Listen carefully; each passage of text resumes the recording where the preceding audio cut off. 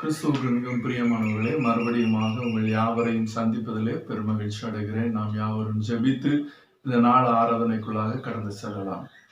அன்பின் பரலோக பிதாவே, உமக்கு ஸ்தோத்திரம் செலுத்துகிறோம். ஆண்டவரே, கிருபையாக கொடுத்த இந்த நல்ல நாளிலும் உண்மை பாடி துதிக்கவும் உடைய மகா பரிசுத்தமுள்ள வசனங்களை கேட்கவும் கடந்து வந்திருக்கிறோம். அப்பா ஆண்டவரே, இது பரிசுத்த ஓய்வு நாள், பரிசுத்தமாய் ஆசரிப்பதற்கு எங்களுக்கு ஏற்ற இருதயத்தை தந்திருக்கிறீர். அதற்காக உமக்கு ஸ்தோத்திரம். ஆண்டவரே, உம்முடைய கிருபை எங்களை தாங்குவதாக. நாங்கள் பாடல்களை பாடி உம்மை துதிக்கும் பொழுது ஆண்டவரே, உடைய தெய்வீக பிரசன்னம் எங்களை ஆளுகை செய்யட்டும். ஆண்டவரே, துதியின் நாடே எங்கள் ஒவ்வொருவருக்கும் தேவரை கட்டளையிடுவீராக. எங்களுடைய சிந்தனைகளை எல்லாம் ஒருமுகப்படுத்துவீராக. உம்முடைய வசனத்தை கேட்கும் பொழுது உம்முடைய தெய்வீக ஆண்டவரை பிரசன்னத்திற்குள்ளாக நாங்கள் கடந்து செல்லவும், எங்களை சரிப்படுத்தவும், இன்னும் அதிகமாய் மண்டையிலே நெருங்கி சேரவும் நீர் உதவி செய்வீராக. சகல துதி கன மகிமை எல்லாவற்றையும் உமக்கே செலுத்துகிறோம். மீட்பர் ரட்சகருமாகிய இயேசுவின் நாமத்தில் ஜெபிக்கிறோம் நல்ல பிதாவே. ஆமென், ஆமென்.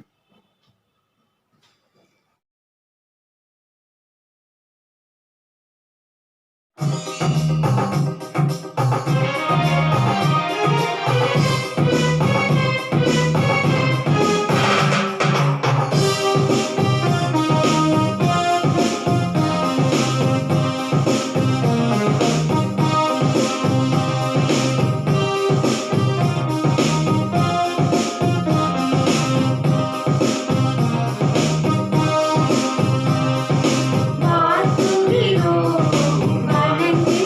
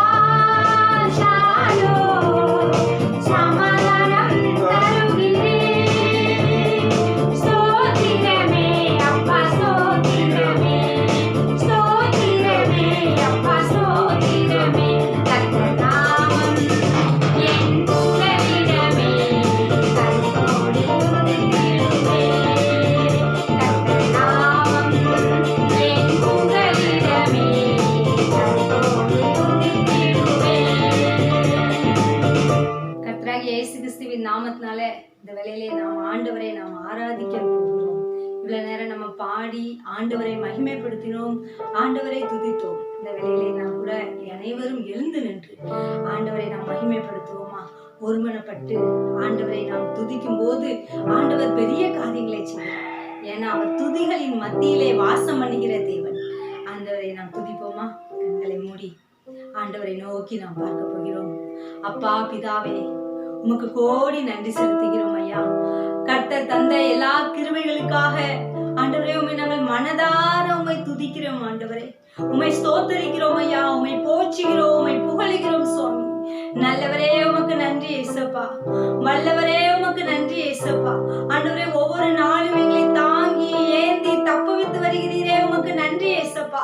ஆண்டவரே ஒவ்வொரு நாளும் எங்களை பாதுகாத்து வருகிறீரே, உமக்கு நன்றி ஏசப்பா. ஆண்டவரே துதிகளின் மத்தியிலே வாசம் பண்ணுகிற தேவனே, இந்த வேளையிலே சுவாமி நான் உம்மை நோக்கி பார்க்கிறோம் ஏசப்பா. ஆராய்ந்து முடியாத அதிசயங்களையும் எண்ணி முடியாத அற்புதங்களையும் எங்களுடைய வாழ்க்கையில செய்கிற தேவனே, உம்மை மனதார துதிக்கிறோம் அப்பா, உம்மை ஸ்தோத்தரிக்கிறோம் ஆண்டவரே. ஆண்டவரே எங்களுடைய வாழ்க்கையிலே நல்லவராயிருந்தீர் அல்லவா, எங்களுடைய வாழ்க்கையிலே வல்லவராயிருந்தீரே, உமக்கு நன்றி ஏசப்பா. எங்களுடைய குறைவுகள் எல்லாம் நிறைவாக்கினீரே, உமக்கு நன்றி. எங்களுடைய வாழ்க்கையிலே காணப்பட்ட தடைகள் எல்லாம் அகற்றி போட்டு சந்தோஷம் சமாதானத்தினால் எங்களை நிரப்பியிருக்கிறீரே, உமக்கு நன்றி ஏசப்பா. உம்முடைய அழகான கண்கள் எங்களை கண்டதினால் நாங்கள் உயிர் வாழ்ந்து கொண்டிருக்கிறோம் சுவாமி. ஒவ்வொரு நாளும் சுவாமி உம்முடைய கரம் எங்களை ஏந்துவதால் நாங்கள் உயிர் வாழ்ந்து கொண்டிருக்கிறோம் சுவாமி. நாம் நிற்பதும் நிர்மூலமாகாததும் ஆண்டவருடைய சுத்த கிருபை அல்லவா. ஆண்டவர் எத்தனை கிருபைகளை தந்திருக்கிறார், அதையெல்லாம் நாம் மனதார நினைத்து நம்முடைய கைகளை உயர்த்தி ஆண்டவரை நோக்கி நாம் பாடுவோமா? உம்மழகான கண்கள் என்னை கண்டதாலே முடிந்ததென்று நினைத்த நான் உயிர் வாழ்கின்றேன். உம்மழகான கண்கள் என்னை கண்டதாலே முடிந்ததென்று நினைத்த நான் உயிர் வாழ்கின்றேன். யாரும் அறியாத என்னை நன்றாய் அறிந்து தேடி வந்த நல்ல நேசரே, யாரும் அறியாத என்னை நன்றாய் அறிந்து தேடி வந்த நல்ல நேசரே, உம்மழகான கண்கள் என்னை கண்டதாலே முடிந்ததென்று நினைத்த நான் உயிர் வாழ்கின்றேன். நன்றி ஏசப்பா. உம்முடைய அழகான கண்கள் எங்களை கண்டதினால நாங்கள் ஆண்டவரை நிர்மூலமாகாமல் இருக்கிறோம் சுவாமி. ஆண்டவரே சோதரம் ஆண்டவரே, இதுவரைக்கும் ஒவ்வொரு குடும்பங்களையும் கண்ணின் மணி போல பாதுகாத்து வந்திருக்கிறீங்கப்பா. எல்லாருக்கும் இதுவரைக்கும் நல்ல சுகத்தை கொடுத்திருக்கீங்க ஏசப்பா, இதுவரைக்கும் நல்ல பலனை கொடுத்திருக்கீங்கப்பா. உமக்கு கோடி நன்றி செலுத்துகிறோம் ஐயா. அளவில்லாமல் எங்களை ஆசீர்வதிக்கிற தேவன், எங்களை மகிமைப்படுத்தி மகிழ்கிற தேவன் அப்பா. நீர் எங்களை உயர்த்தி வைத்து எங்களை பாதுகாக்கிற தேவன் அப்பா. ஆண்டவரே தொடர்ந்து சுவாமி ஆண்டவரே இந்த வேளையிலே உம்மை ஆராதிக்கிறவர்களுக்காக நான் இந்த வேளையிலே ஆண்டவரே உம்முடைய பாதத்திலே வந்து நிற்கிறோம் ஆண்டவரே. ஸ்தோத்திரிக்கிறோம் ஆண்டவரே. என்னென்ன தேவைகளுக்காக என்னென்ன குறைவுகளோடு இந்த வேளையிலே சுவாமி உமக்கு முன்பாக வந்து நிற்கிறார்களோ சுவாமி, இயேசுவின் நாமத்தினாலே அவள் குறைவுகள் எல்லாம் இயேசுவின் நாமத்தினாலே நிறைவாக வந்து ஆண்டவரே. இல்லாதவைகளை இருக்கிறவைகளை போல அழைக்கிற தேவன் சுவாமி. நீர் சொல்ல ஆகும், நீர் கட்டளையிட நிற்கும் சுவாமி. இயேசுவின் நாமத்தினாலே நீர் ஆண்டவரே ஒவ்வொருவருடைய தேவைகளை நீர் இந்த வேளையிலே சந்திப்பீராக என்று சொல்லி ஜெபிக்கிறோம். எங்களுடைய தேசத்துக்கு கொடுத்த ஆண்டவரே நல்ல கிருபைகளுக்காக நன்றி அப்பா. ஆண்டவரே ஸ்தோத்திர ஆண்டவரே. இதுவரைக்கும் சுவாமி ஆண்டவரே இந்த நோயின் பாதிப்பு ஆண்டவரே குறைந்து விட்டதற்காக நன்றி செலுத்துகிறோம் ஐயா. ஆண்டவரே இது நிமித்தம் ஆண்டவரே எங்களுடைய தேசத்திலே நடந்த பல நன்மைகளுக்காக நன்றி ஏசப்பா. ஆண்டவரே குடிக்கு அடிமைப்பட்ட நிறைய பேர் சுவாமி உண்மையிடத்திலே ஆண்டவரே ஆண்டவரே மனம் மாறி இருக்கிறார்கள், அதற்காக உமக்கு நன்றி செலுத்துகிறோம் ஐயா. ஆண்டவரே எத்தனையோ பாவ இச்சையான காரியங்கள் இந்த நாளில் எங்களுடைய தேசத்திலே தடைபட்டு இருக்கிறது, உமக்கு நன்றி செலுத்துகிறோம் ஐயா. ஆண்டவரே எத்தனையோ சுவாமி ஆண்டவரே தேவையில்லாத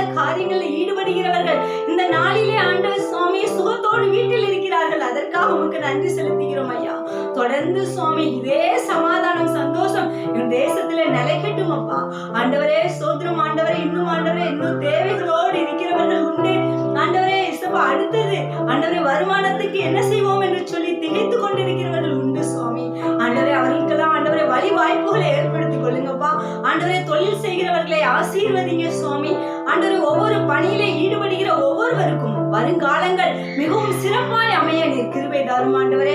தொடர்ந்து சுவாமி எங்களோடு பேசும் ஆண்டவரே. உம்முடைய வார்த்தையை கொண்டு உம்முடைய சத்திய வேதத்தை கொண்டு எங்களோடு கூட பேசும். நாங்கள் கேட்கிறோம்.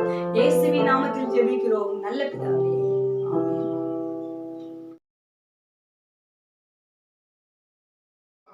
வாசிக்கும்படியாக குறிக்கப்பட்ட வேதபாதம் ஆதியாகமம் 16வது அதிகாரம் 1 முதல் வாசிக்க கேட்போம். ஆபிரகாமுடைய மனைவியாகிய சாராய்க்கு பிள்ளை இல்லாதிருந்தது. எகிப்து தேசத்தலாகிய ஆகார் என்னும் பெயர் கொண்ட ஒரு அடிமை பெண் அவளுக்கு இருந்தாள். சாராய் ஆபிரகாமை நோக்கி, நான் பிள்ளை பெறாதபடிக்கு கர்த்தர் என் கற்பத்தை அடைத்திருக்கிறார். என் அடிமை பெண்ணோடே சேரும். ஒருவேளை அவளால் என் வீடு கட்டப்படும் என்றாள். சாராயின் வார்த்தைக்கு ஆபிரகாம் செவி கொடுத்தான். ஆபிராம் கானான் தேசத்தில் 10 வருஷம் குடியிருந்த பின்பு ஆபிராமின் மனைவியாகிய சாராய் எகிப்து தேசத்தாலாகிய தன் அடிமை பெண்ணாகிய ஆகாரை அழைத்து அவளை தன் புருஷனாகிய ஆபிரகாமுக்கு மறுமனையாட்டியாகிய கொடுத்தாள். அவன் ஆகாரோடே சேர்ந்தபோது அவள் கற்பந்தரித்தாள். அவள் தான் கர்ப்பவதியானதை கண்டபோது தன் நாச்சியாரை அற்பமாக எண்ணினாள்.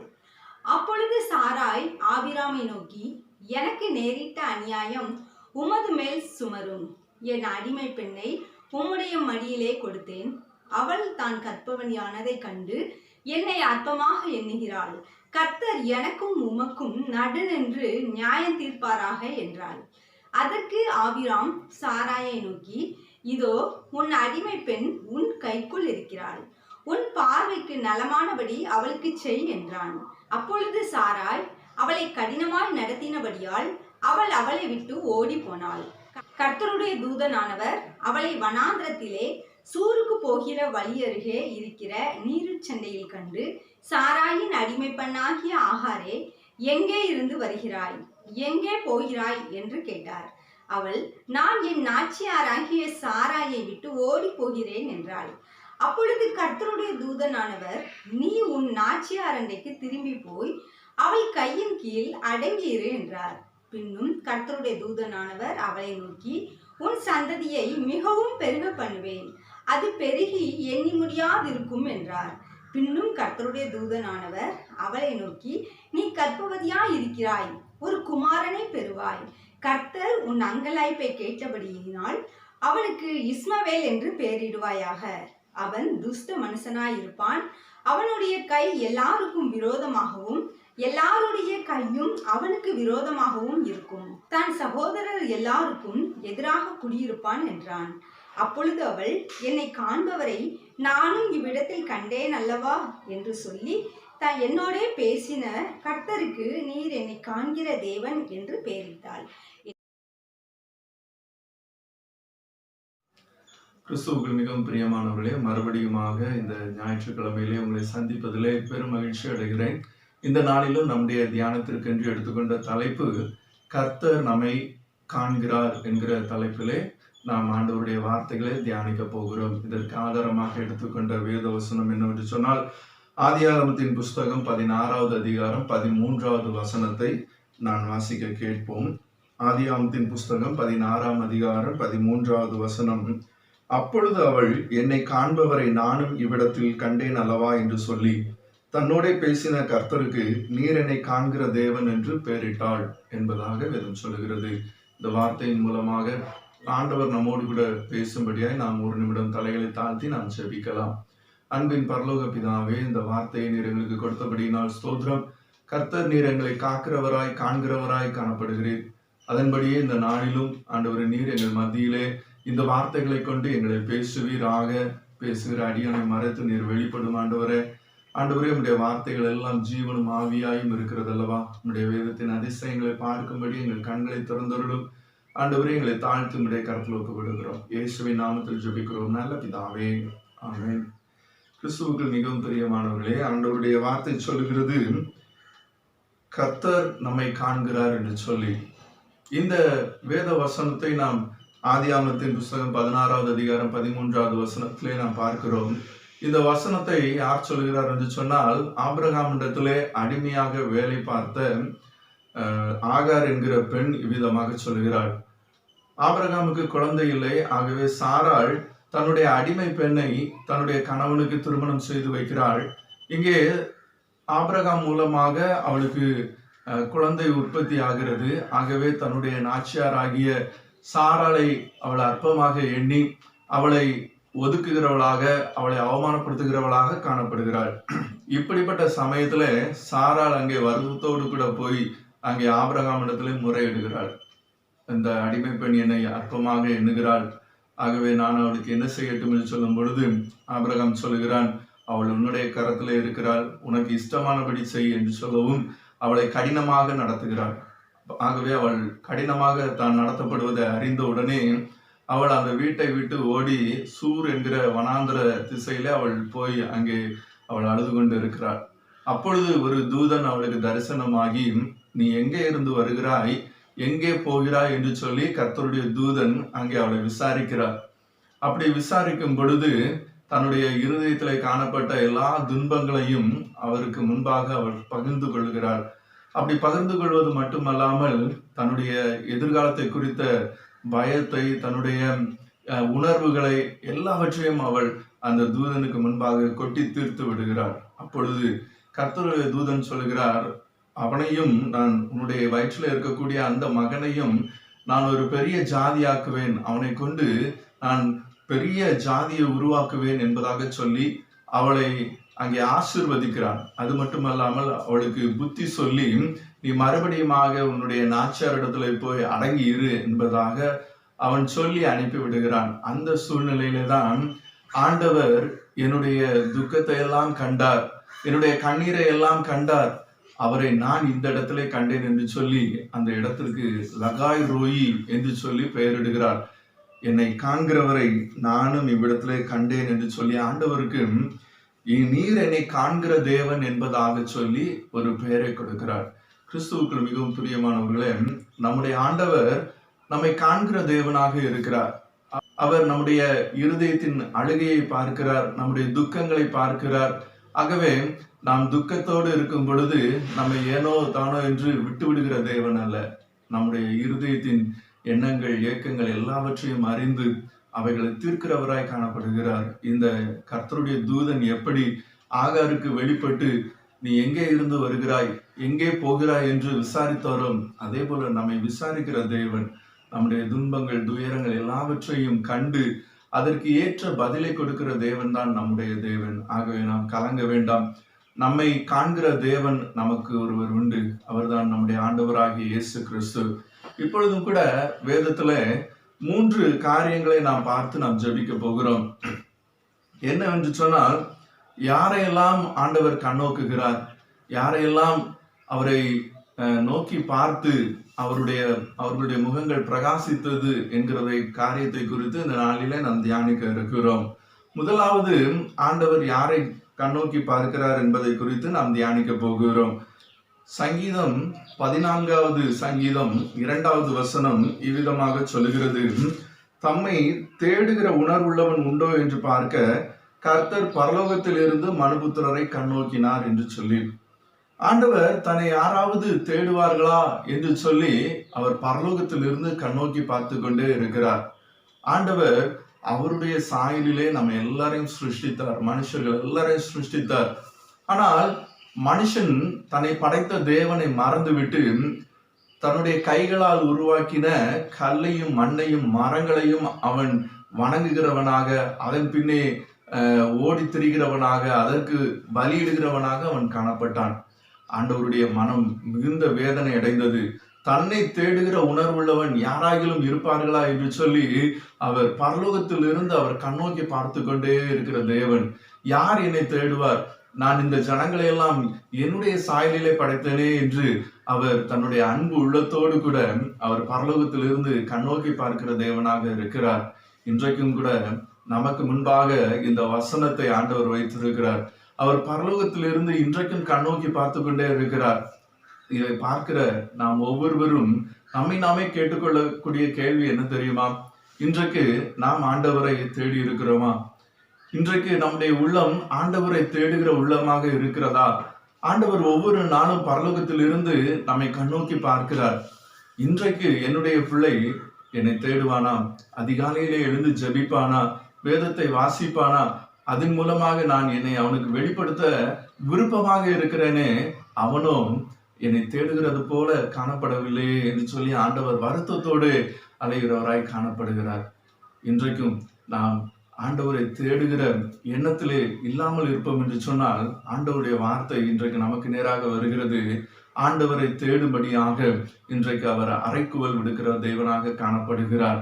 வேதத்திலே நாம் வாசிக்கிறோம். 2 நாளாகமத்தின் புஸ்தகம் 26வது அதிகாரம் ஒரு ராஜாவை குறித்து நாம் வாசிக்கலாம்.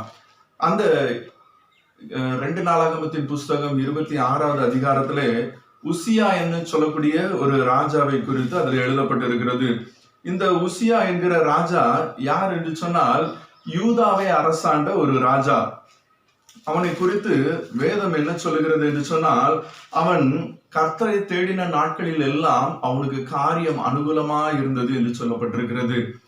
இஸ்ரவேலின் பழைய ராஜாக்களை போல இல்லாமல் இவன் அங்கே இருக்கக்கூடிய விக்கிரகங்களை எல்லாம் வெட்டி வீழ்த்தி விட்டு தன்னுடைய தகப்பனாகிய தன்னுடைய முற்பிதாவாகிய தாவீதை போல தன் முழு இருதயத்தோடும் தன்னை உண்டாக்கின கர்த்தரை நோக்கி தேடுகிறவனாய் காணப்பட்டான்.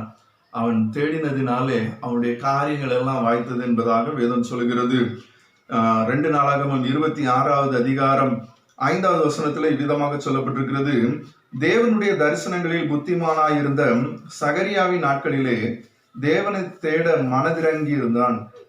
அவன் கர்த்தரை தேடின நாட்களில் தேவன் அவன் காரியங்களை வாய்க்க செய்தார் என்று சொல்லி நாம் வேதத்திலே வாசிக்கிறோம். அவன் எப்பொழுதெல்லாம் ஆண்டவரை தேடுறதுக்கு முயற்சித்தானோ, எப்பொழுதெல்லாம் ஆண்டவரை தேடுவதற்கு அவன் பிரயாசப்பட்டானோ, அப்பொழுதெல்லாம் கர்த்தர் அவனுடைய காரியத்தை வாய்க்க செய்தவராய் காணப்படுகிறான். தொடர்ந்து வேதத்துல நாம வாசிக்கிறோம். அவன் பெலிஸ்தருக்கு விரோதமாக யுத்தம் செய்து அந்த பட்டணங்களை எல்லாம் பிடித்து அதை மறுபடியும் கட்டினான் என்பதாக சொல்லப்பட்டிருக்கிறது. அது மட்டுமல்ல, அவன் அநேக கோபுரங்களை கட்டினான். பள்ளத்தாக்குகளிலும் மலைகளிலும் அநேக கோபுரங்களை அவன் கட்டி வைத்தவனாய் காணப்பட்டான். அது மட்டுமல்ல, அவனுடைய கீர்த்தி எகிப்து தேசம் வரைக்கும் பரவி இருந்தது. எகிப்து தேசம் வரைக்கும் இருந்த எல்லா ஜனங்களும் அவனை குறித்து கேள்விப்பட்டு எவ்வளவு பெருமையான ஒரு காரியத்தை இவர் செய்கிறார் என்று சொல்லி அவனை குறித்து அவனை புகழ்ந்தவர்களாக காணப்பட்டார்கள். அது மட்டுமல்ல, ஆண்டவர் அவனுக்கு திரளான ஆடுகளையும் மாடுகளையும் உண்டாக்கி வைத்திருந்தார். அதோடு கூட அவனுக்கு வயல்களையும் தோட்டங்களையும் திராட்சை தோட்டங்களையும் கொடுத்து அவனை ஆசீர்வதித்தார். அவன் வெட்டின இடங்களில் எல்லாம் நீர்த்துறவுகள் உண்டாயிற்று. ஆண்டவர் அவனை ஒரு பெரிய வெள்ளாண்மை பிரியனாக வைத்து அவன் தேடின எல்லா காரியங்களிலும் காரியம் கைகூடி வரும்படியாக அவனுக்கு கட்டளையிட்டார். ஆண்டவரை தேடும் பொழுது இத்தனை ஆசீர்வாதங்கள். ஆண்டவரை உத்தமமாய் தேடினான். தன்னுடைய இருதயத்துல விக்கிரகங்கள் எல்லாவற்றையும் விலக்கி வைத்தது மட்டுமல்லாமல் தன்னுடைய தேசம் எங்கும் காணப்பட்ட விக்கிரகங்களை எல்லாம் நீக்கி போட்டு கர்த்தரை தேடுவதற்கு நேராக அவன் தன்னுடைய உள்ளத்தை அவன் ஆண்டவருக்கு நேராக திருப்பினான். ஆகவே ஆண்டவர் அவன் செய்த காரியங்கள் எல்லாவற்றிலும் ஆசீர்வாதத்தை கட்டளையிட்டார். இந்த ராஜா ஒரு காலகட்டத்திற்கு மேன்பாக தான் மிகவும் பலப்பட்ட போது அவனுக்குள்ளாக பெருமை உண்டாயிற்று. ஆசாரியர்கள் மாத்திரமே ஆலயத்திற்குள்ளாக சென்று செய்ய வேண்டிய வேலையை இவன் மனமேட்டிமையோடு கூட ஆசாரியர்கள் செய்கிற அந்த தூபம் காட்டுகிற வேலையை இவன் போய் செய்தான். ஆகவே ஆண்டவர் அவனை அடித்தார். அவனுக்கு குஷ்டரோகம் வந்தது. ஆண்டவரை சரியானபடி தேடாமல் மனமேட்டிமையோடு கூட அவன் ஆசாரியர்கள் செய்கிற வேலையை செய்ததினாலே ஆண்டவர் அவனை அடித்து போட்டார். கிறிஸ்துவுக்குள் மிகவும் பிரியமானவர்கள், எவ்வளவு பெரிய ராஜா, ஆனாலும் ஒரு காலத்துல ஆண்டவரை தேடின பொழுது அவனுடைய காரியம் வாய்த்தது. கர்த்தர் அவனை மேல் கண்ணோக்கமாய் இருந்து அவனை பலுக பெருக செய்தார். தூபம் காட்டுகிற வேலை பிரதான ஆசாரியர்களுடைய வேலை, அது ராஜாவுடைய வேலை இல்லை.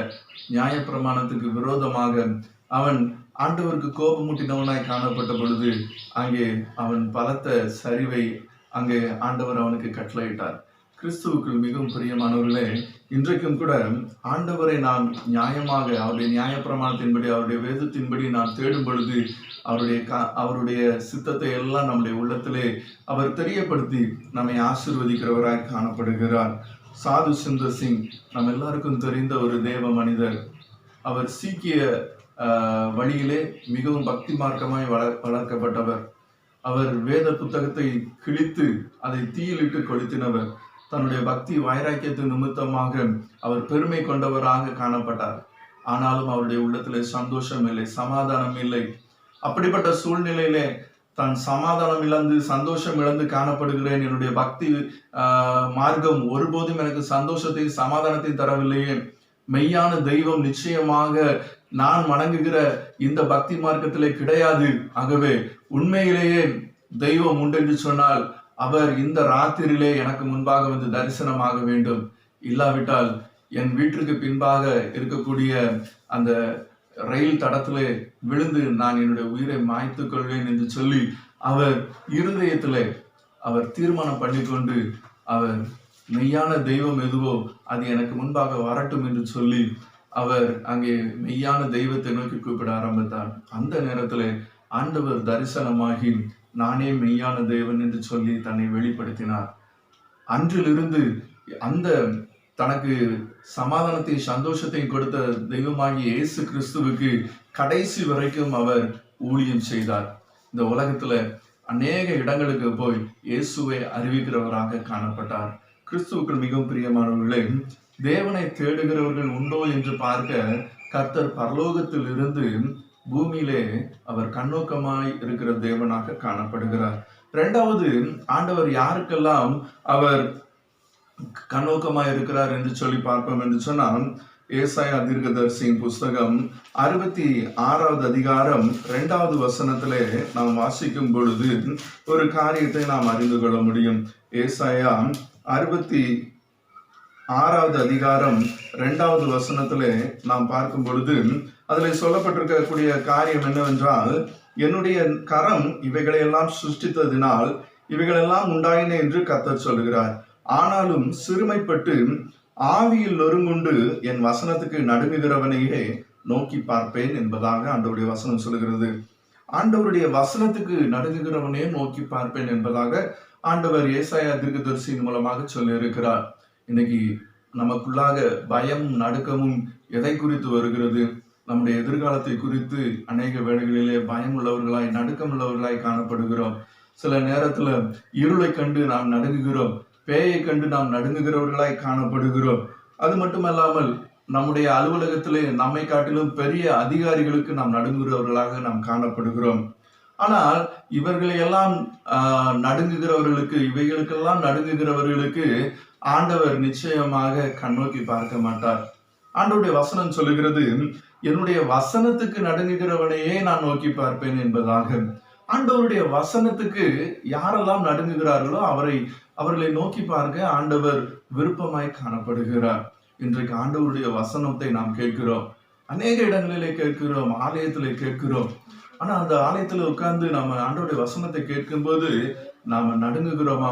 அல்லது பேசுகிற அந்த நபரை குறித்து நாம் கிண்டலும் கேலியுமாக நாம் பேசி கொண்டு இருக்கிறோமா? ஆண்டவருடைய வசனத்திற்கு நாம் நடுங்க வேண்டும் என்று சொல்லி ஆண்டவருடைய வார்த்தை சொல்லுகிறது. அந்த வார்த்தை நம்மை எச்சரிக்கிறது. அந்த வார்த்தையின் எச்சரிப்பு சத்தத்தை கேட்டு, ஐயோ இந்த வார்த்தையின்படி என்னுடைய வாழ்க்கை இல்லையே என்று சொல்லி நாம் நடுங்கும் பொழுது கர்த்தர் நம்முடைய ஆவியிலே நொறுங்குண்ட காரியத்தை பார்த்து நம்மை ஆசீர்வதிக்கிறவராக அவர் காணப்படுகிறார்.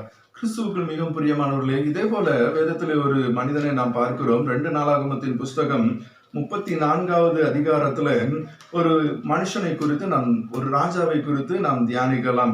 2 நாளாகமத்தின் புஸ்தகம் 34வது அதிகாரத்திலே யோசியா என்று சொல்லி ஒரு ராஜா இருந்தான். அவனும் ஆண்டவரை தன்னுடைய முழு மனதோடு கூட தேடினவனாய் காணப்பட்டான். ஆகவே கர்த்தருடைய ஆலயம் பழுதடைந்து இருக்கிறதுனாலே தன்னுடைய பிரதான ஆசாரியனிடத்திலும் தன்னுடைய சம்பிரதியினிடத்திலையும் ஆண்டவருடைய ஆலயத்தை நீங்கள் பழுது பாருங்கள் என்று சொல்லி அவன் அனுப்பினான்.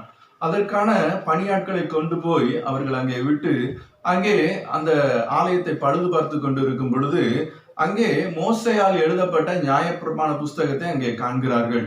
ஆகவே ஆசாரியனாகிய அந்த இல்கியா என்கிற அந்த மனுஷன் தன்னுடைய உயர் அதிகாரியான சாப்பானிடத்துல கர்த்தருடைய நியாயப்பிரமாண புஸ்தகத்தை நான் தேவனுடைய ஆலயத்திலே கண்டேன் என்று சொல்லி கொடுத்து அதை ராஜாவின் இடத்துல கொடுக்கும்படியாக அவன் கட்டளையிடுகிறான். ஆகவே ராஜாவினிடத்துல கொண்டு போய் இந்த சாப்பான் கொடுக்கும் பொழுது அதுல இருக்கிற வேத வசனங்களை அவன் வாசிக்கிறான். ஆகவே அந்த வசனங்களை வாசிக்கும் போது அந்த கர்த்தருடைய வார்த்தைக்கு விரோதமாக நானும் என்னுடைய ஜனங்களும் பாவம் செய்திருக்கிறோமே என்று சொல்லி அவன் தன்னுடைய வஸ்திரத்தை கிழித்து ஆண்டவருக்கு முன்பாக தன்னை தாழ்த்தி அவன் அழுது அவன் மனம் திரும்பி அவன் ஆண்டவருக்கு நேராக தன்னை ஆண்டவருக்கு நேராக தன்னுடைய எண்ணங்களை திருப்புகிறவனாய் காணப்படுகிறான். அப்படிப்பட்ட நேரத்துல அவன் தன்னிடத்துல பணிபுரிகிற எல்லா ஊழியக்காரர்களையும் அந்த ஊரிலே இருந்த ஒரு தீர்க்கதரிசியாகிய உள்தாள் என்பவரிடத்திலே அனுப்புகிறார்கள். அந்த உள்தாளின் மூலமாக ஆண்டவருடைய வார்த்தை வெளிப்படுகிறது. என்ன அந்த வார்த்தை என்று சொன்னால் 2 நாளாகமத்தின் புஸ்தகம் 34வது அதிகாரம் 27வது வசனத்திலே விதமாக அவள் சொல்லி அனுப்புகிறாள். இந்த ஸ்தலத்துக்கும் இதன் குடிகளுக்கும் விரோதமாக தேவன் சொன்ன அவருடைய வார்த்தைகளை நீ கேட்கையில் உன் இருதயம் இளகி எனக்கு முன்பாக நீ உன்னை தாழ்த்தி எனக்கு முன்பாக பணிந்து உன் வஸ்திரங்களை கிழித்து கொண்டு எனக்கு முன்பாக அழுதபடியினால் நானும் உன் விண்ணப்பத்தை கேட்டேன் என்று கர்த்தர் சொல்கிறார் என்பதாக சொல்கிறார். ஆண்டவருக்கு முன்பாக இந்த ராஜா அழுததினாலே இந்த ராஜாவின் நிமித்தமாக அந்த குடிகளுக்கு அன்றைக்கு ஆண்டவர் இரக்கம் செய்தவராய் காணப்படுகிறார். இன்றைக்கும் அநேக முறை ஆண்டவர் நம்முடைய உள்ளத்திலே கிடக்கக்கூடிய அநேக பாவங்களை குறித்து நம்மை எச்சரிக்கிறவராய் காணப்படுகிறார். அநேகரிடத்துல ஒப்புரவாக வேண்டும் என்று சொல்லி ஆண்டவர் நம்மை எச்சரிக்கிறார். அல்லது ஏதோ ஆண்டவருக்கு பிரியமில்லாத ஒரு காரியத்தை நாம் செய்வதை ஆண்டவருடைய வசனத்தின் மூலமாக சொல்லிக் கொண்டே வருகிறார். அடிக்கடி கடிந்து கொள்ளப்பட்டும் தன் பிடரியை கடினப்படுத்துகிறவன் சடிதியில் சகாயமின்றி சாவான் என்று சொல்லி வேதம் சொல்லுகிறது. எவ்வளவு ஒரு கொடூரமான ஒரு காரியம்! ஆண்டவருடைய வசனத்திற்கு நாம் நடுங்குகிறவர்களாய் காணப்படுகிறோமா? இன்றைக்கு நம்மை ஆராய்ந்து பார்ப்போம். அப்படி நாம் நடுங்கி ஆண்டவருடைய சமூகத்துல விழுந்து, ஆண்டவரே இந்த வார்த்தையின்படி நான் நடக்காமல் போனேன், என்னை மன்னியும் என்று சொல்லி நாம் நம்மை தாழ்த்தி ஆண்டவருடைய கரத்துல ஒப்பு கொடுக்கும் பொழுது ஆண்டவர் நிச்சயமாக நம்முடைய எதிர்கால வாழ்க்கையை ஆசீர்வதிப்பார். நம்முடைய சந்ததியை ஆசீர்வதிக்கிறவராக ஆண்டவர் காணப்படுவார். இன்றைக்கு நம்முடைய கைகளிலே ஆண்டவருடைய வார்த்தை கொடுக்கப்பட்டிருக்கிறது. அவருடைய வேத புத்தகம் நம்முடைய கரத்துல கொடுக்கப்பட்டிருக்கிறது. அதை வாசிக்கும் பொழுது ஆண்டவர் இந்த தேசத்துல என்ன காரியங்களை எல்லாம் செய்ய போகிறார், இதற்கு முன்பாக என்ன காரியங்களை எல்லாம் செய்தார், இனி வரப்போகிற நாட்களிலே என்னெல்லாம் நடக்க போகிறது என்பதை ஆண்டவர் தெளிவாக எழுதி வைத்திருக்கிறார். என்னெல்லாம் இதுல எழுதி இருக்கிறதோ அதெல்லாம் நிச்சயமாக நடக்கும் என்பதிலே எந்த ஒரு சந்தேகமும் கிடையாது. இதற்கு முன்பாக நடந்த காரியங்கள் எல்லாம் இதுல எழுதப்பட்ட ஒரு காரியம்தான். ஆண்டவராகிய இயேசு கிறிஸ்து அவர் இந்த ஒரு கன்னியின் வயிற்றிலே அவர் நிச்சயமாக பிறப்பார். அவர் மேசியாவாக இருப்பார். தன்னுடைய ஜனங்களுக்காக அவர் ஜீவனை கொடுக்கிறவராய் இருப்பார். அப்படி அவர் ஜீவனை கொடுத்து மரித்து 3ஆம் நாளில் அவர் உயிரோடு எழுந்திருப்பார். பிதாவின் வலது பார்சத்திலே வீற்றிருந்து அவருடைய கிருபையினாலே நமக்காக பரிந்து பேசி நம்மை அவருடைய பிள்ளைகளாக மாற்றுவார் என்று சொல்லி எழுதப்பட்டிருக்கிறது. அதுதான் இந்த நாட்களில் நடந்து வருகிறது. இனி ஆண்டவருடைய ரகசிய வருகை இருக்கும். அதிலே கர்த்தருக்கு பிரியமானவர்கள், கர்த்தருக்கு ஏற்றவர்கள் அவரோடு கூட எடுத்துக்கொள்ளப்படுவார்கள். அதற்கு பின்பு 7 ஆண்டுகள் இந்த பூமியிலே அந்தி கிறிஸ்துவனுடைய ஆட்சி இருக்கும். அதற்கு பின்பு கர்த்தருடைய பகிரங்கமான வருகை இருக்கும். அதற்கு பின்பாக ஆண்டவருடைய 1000 வருட அரசாட்சி இருக்கும். அதற்கு பின்பாக வெள்ளை சிங்காசன நியாய தீர்ப்பு இருக்கும். அதற்கு பின்பாக அவர் புதிய எருசலேமை இந்த பூமிக்கு கொண்டு வருவார். சகலத்தையும் புதிதாக்குவார். அங்கே அவரோடு கூட மீட்கப்பட்டவர்கள் நித்திய காலமாக வாழ்வார்கள் என்று சொல்லி இந்த வேத புத்தகத்தில் எழுதியிருக்கிறது. அந்த வாழ்க்கைக்கு நாம் பாத்திரவான்களாக காணப்படுகிறோமா என்று சொல்லி நம்மை நாமே ஆராய்ந்து பார்ப்போம். ஒருவேளை நம்மை மற்றவர்களோடு ஒப்பிட்டு ஆராய்வோம் என்று சொன்னால் நம்மை நாமே நாம் ஏமாற்றிக் கொள்கிறவர்களாய் காணப்படுவோம். ஆண்டவருடைய வார்த்தையை நாம் வைத்து அதோடு கூட நம்முடைய வாழ்க்கையை ஒப்பிட்டுக் கொள்ளும் பொழுது ஆண்டவர் நிச்சயமாக நம்முடைய நமக்கென்று ஒரு பரிசுத்த வாழ்க்கையை தந்து அவருடைய பரலோகத்தின் சகலவித சம்பூரணத்தினால நம்மை நிறைவேற்ற வல்லவராக இருக்கிறார். அடுத்து நாம பார்க்க போகிற காரியம் என்னன்னு சொன்னா யாரையெல்லாம் அவர் கண்ணோக்கி பார்க்கிறார் என்பது குறித்து மூன்றாவது நாம பார்க்க போறது என்னன்னு சொன்னா, சங்கீதங்களின் புஸ்தகம் 33வது சங்கீதம் 18, 19 ஆகிய வசனங்களை நாம் வாசிக்க கேட்போம். சங்கீதங்களின் புஸ்தகம் 33ஆம் சங்கீதம் 17, 18 ஆகிய 18, 19 ஆகிய வசனங்கள் இவ்விதமாக சொல்கிறது. தமக்கு பயந்து தமது கிருபைக்கு காத்திருக்கிறவர்களின் ஆத்துமாக்களை மரணத்துக்கு விலக்கி விடுவிக்கவும், பஞ்சத்திலே அவர்களை உயிரோட காக்கவும் கர்த்தருடைய கண் அவர்கள் மேல் நோக்கமாய் இருக்கிறது என்பதாக சொல்லப்பட்டிருக்குது. தமக்கு பயந்து தமது கிருபைக்கு காத்திருக்கிறவர்களின் ஆத்துமாக்களை மரணத்துக்கு விலக்கி ரட்சிக்கவும், பஞ்சத்தில் அவர்களை உயிரோட காக்கவும் என்பதாக சொல்லப்பட்டிருக்கிறது. நாம இந்த நாட்களில மரண ஓலம் நம்மை சூழ்ந்து இருக்கிற ஒரு சூழ்நிலையில நாம வாழ்ந்து வருகிறோம்.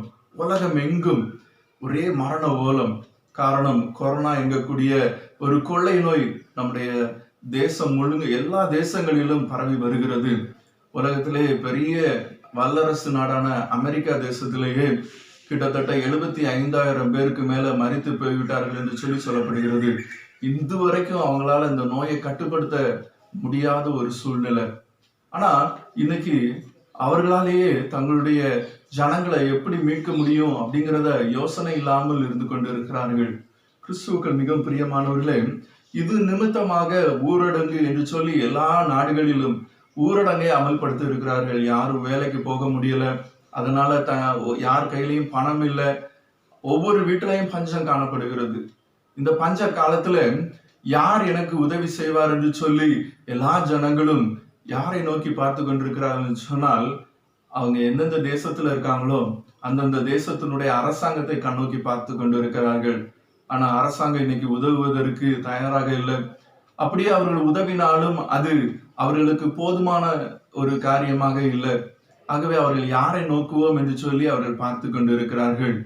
ஆண்டவர் இங்கே சொல்லுகிறார், உங்களுடைய ஆத்துமாக்களை மரணத்துக்கு விலக்கவும், பஞ்சத்துல உங்களை உயிரோட வைக்கவும் என்னுடைய கண்கள் உங்கள் மேல் நோக்கமா இருக்கிறது என்பதாக சொல்லுகிறார். யாருக்கு தெரியுமா அவருடைய கண்கள் நோக்கமா இருக்குது? அவருக்கு பயந்து அவருடைய கிருபைக்காக காத்திருக்கிறவர்களுக்கு. ஏதோ பெரிய அரசனுக்கோ அல்லது அரசாங்க அதிகாரிகளுக்கோ காத்திருக்கிறவர்களுக்கு அல்ல, அவருக்கு பயந்து அவருடைய கிருபைக்கு காத்திருக்கிறவர்களுக்கு. நம்ம ஆண்டவருடைய கிருபைக்கு காத்திருக்கிறோமா? காலைதோறும் அவருடைய கிருபை புதிதா இருக்கிறதுன்னு வேதம் சொல்கிறது. நாம காலைதோறும் ஆண்டவருடைய சமூகத்துல அமர்ந்து, ஆண்டவரே உடைய கிருபையினால் என்னை திருப்தியாக்குன்னு சொல்றோமா? மோசே 90வது சங்கீதத்தில் விதமாக சொல்கிறார், எங்களுடைய வாழ்நாளெல்லாம் நாங்கள் மகிழ்ந்து களி கூறும்படி காலையிலே உமது கிருபையினால் எங்களை திருப்தியாக்கினீர் என்பதாக சொல்கிறானே. அதே போல நாமும் ஆண்டவருடைய சமூகத்துல காலையிலே அமர்ந்து ஆண்டவரிடத்துல நோக்கி பார்ப்போம், ஆண்டவரை தேடுவோம். ஆண்டவரே உடைய கிருபை எனக்கு வேணும் ஆண்டவரே. அதனாலதான் தாவீது சொன்னான், ஜீவனை பார்க்கலும் உடைய கிருபை நல்லதுன்னு. அது நிமித்தமா அவன் ஒரு நாளைக்கு 7 முறை ஆண்டவரை தேடினான்.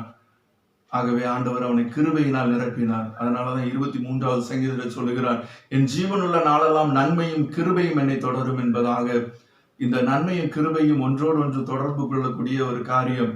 இது தனித்தனியே வருவது இல்லை, ஒன்றுக்கு பின்னால ஒன்று அது துரத்தி கொண்டே வரும். ஆகவே இன்றைக்கு ஆண்டவருக்கு யாரெல்லாம் பயந்து காத்திருக்கிறார்களோ அவர்கள் எல்லாரையும் ஆண்டவர் மரணத்துக்கு விலக்கி காக்கவும், அதோடு கூட இல்லை, நம்ம இந்த பஞ்ச நாட்களிலும் ஆண்டவர் நம்மை போஷிப்பதற்கும் ஆண்டவர் நம்மேல் கண்ணோக்கமாக காணப்படுகிறார். ஆகவே அவருக்கு கிருபைக்கு யாரெல்லாம் காத்திருக்கிறார்களோ அவர்களுக்கு இப்படிப்பட்டதான ஆசீர்வாதத்தை தருகிறார். ஆண்டவர் நம்மேல் கண்ணோக்கமாக இருக்க விரும்புகிறார்.